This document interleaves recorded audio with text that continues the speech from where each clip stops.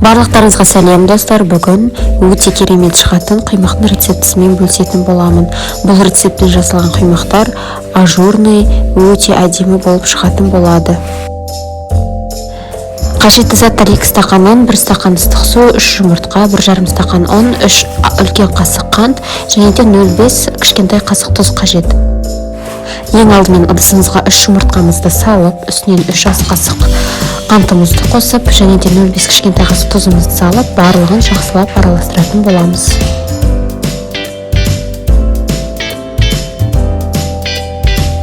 Үстіне сүтімізді, ұнымызды қосып, жақсылап араластырамыз.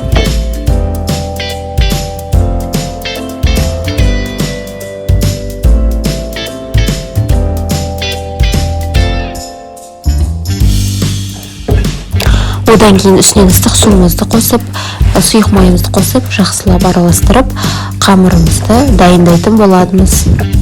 Қамырымыз сұйық консистенциялы болып шығатын болады. Құймағымызды пісірместен бұрын табамызды қатты қыздырып, кішкене май жағып алатын боламыз. Қамырымызды табамызға құйып, орташа оттан сәл жоғарғы отта 2 жағы қызарып піскенше пісіріп алатын боламыз. Құймақтарымыз тез дайын болады. Осы әдіспен барлық құймақтарымызды жасап алатын боламыз.